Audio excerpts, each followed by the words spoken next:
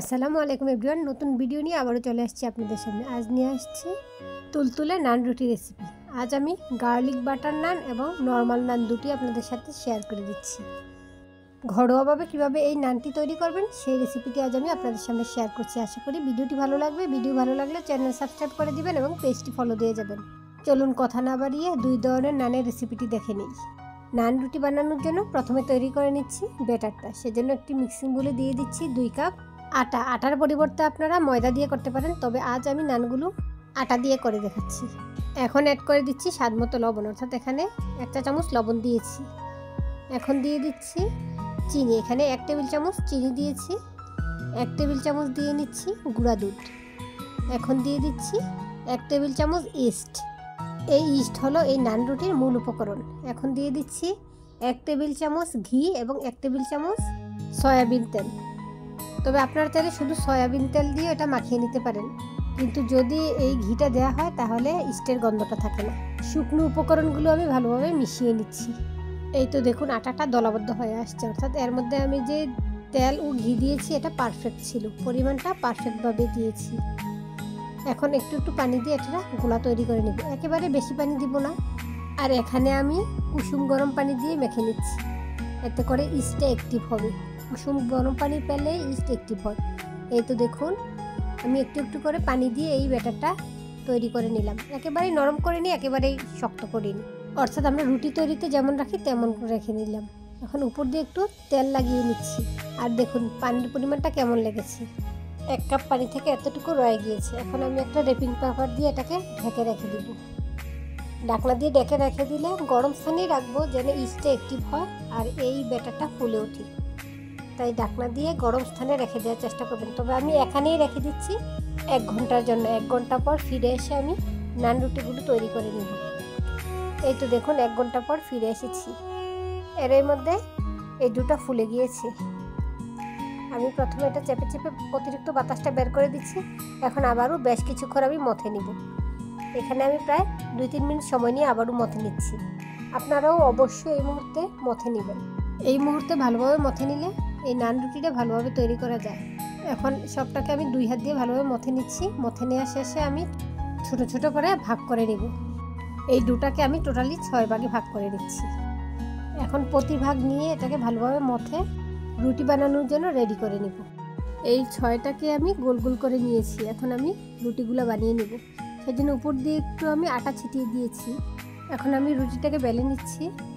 আর দেখুন কতটা ভারী রেখেছি। আর এমনিতে এই নান রুটিগুলো একটু ভারী হয়, সেজন্য একটু ভারিয়ে রেখেছি।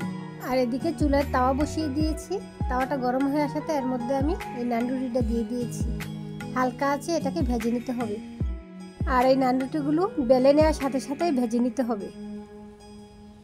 অল্প আছে ভেজে দিচ্ছি। দেখুন মাশাআল্লাহ নান রুটিটা ফুলে উঠতেছে। অল্প আছে ভেজে নিলে ভালোভাবে ফুলে ওঠে। আমি এপাশ ওপাশ ভেজে দিচ্ছি। আপনারা চাইলে এই মুহূর্তে তুলে নিতে পারেন, তবে আমি একটু ভালোভাবেই ভেজে নিই। আমার একটু কড়া ভাজা হলে ভালো লাগে, তাই আমি একটু কড়াভাবেই ভেজে নিয়েছি। এই তো দেখুন এভাবে আমি সবগুলো নান ভেজে নিয়ে আপনাদের সামনে নিয়ে আসছি। মাশাআল্লাহ আমার সবগুলো নানই ফুলকু হয়েছে আর একেবারে সফট হয়েছে, একেবারে তুলতুলে হয়েছে। দেখুন ফুলে উঠেছে, তাই এটা দেখুন 2 ভাগ হয়ে গিয়েছে। একেবারে সবগুলোই এমন ফুলকু হয়েছে এবং সফট হয়েছে। এভাবে আপনারা সহজেই নান রুটিটা বাসায় তৈরি করে নিতে পারেন। এখন আপনাদেরকে দেখিয়ে দিব বাটার গার্লিক নান। এই বাটার গার্লিক নান তৈরিতে একইভাবে আমরা ব্যাটারটা তৈরি করে নিব। তবে বাটার গার্লিক নানটা ময়দা দিয়ে বানিয়ে নিলে খেতে ভালো লাগে। নানের ব্যাটার দিয়ে আমি আপনাদের বাটার গার্লিক নানটাও বানিয়ে দেখিয়ে দিচ্ছি। আমি এই নান রুটিটাকে বেলে নিচ্ছি, গোলাকার করে রুটিটাকে বেলে নিচ্ছি। এর মধ্যে এখন দিয়ে দিচ্ছি রসুন কুচি, একেবারে ছোট ছোট করে কুচি করা রসুন দিয়ে দিচ্ছি। এখন এর মধ্যে আবার দিয়ে দিচ্ছি ধনিয়া পাতা কুচি, একেবারে ছোট ছোট করে কুচি করা ধনিয়া পাতাও আমি দিয়ে দিলাম। এখন এগুলো দেওয়ার পর উপর দিয়ে আমি আবারও বেলে নিব। তবে রুটিটাকে বেলে একেবারে পাতলা করে ফেলবো না। ধনিয়া পাতা ও রসুনগুলোকে লাগিয়ে নেওয়ার জন্য এভাবে উপর দিয়ে আমি একটু চেপে চেপে বেলে নিচ্ছি। আর দেখুন এই বাটার গার্লিক নানটা আমি কেমন ভারী রেখেছি, ওই নানের মতো একটু ভারী হবে। এখন চুলায় প্যান গরম করে নিয়েছি, এর মধ্যে আমি এই বাটার গার্লিক নানটা দিয়ে দিচ্ছি। যে পাশে আমি রসুন ও ধনিয়া পাতাটা দিয়েছি এটা উপরে দিয়েছি। এখন কম আছে এটাকেও ভেজে নিচ্ছি। এখন এই নানটাকে আমি উল্টে দিচ্ছি। অল্প আছে আমি 30 সেকেন্ড পর পরে এটাকে উল্টে পাল্টে ভেজে নিচ্ছি।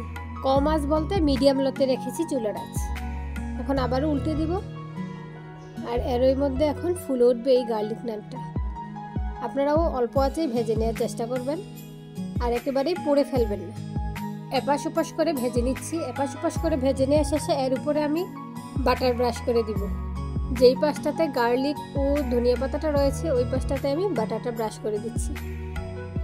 আর দেখুন বাটার ব্রাশ করার সাথে সাথেও এই রুটিটা ফুলে উঠতেছে। আপনারা ভিডিওতে বুঝতে পারছেন কিনা জানি না, তবে এটা অনেকটাই ফুলকো হয়েছে। এভাবে আমার বাটার গার্লিক নানটাও রেডি হয়ে গেল। আপনারা রেস্টুরেন্টে না গিয়ে ঘরেই এই রেসিপিটি ফলো করে এই নানগুলো বানিয়ে নিতে পারেন। খরচও কম হবে এবং স্বাস্থ্যসম্মতভাবে বানিয়ে নিতে পারবেন এই নানগুলো। যারা ভিডিওটি দেখছেন ভালো লেগে থাকলে ভিডিওটিতে লাইক দিয়ে ভিডিওটি শেয়ার করে দিবেন এবং চ্যানেলটি সাবস্ক্রাইব করে দিবেন।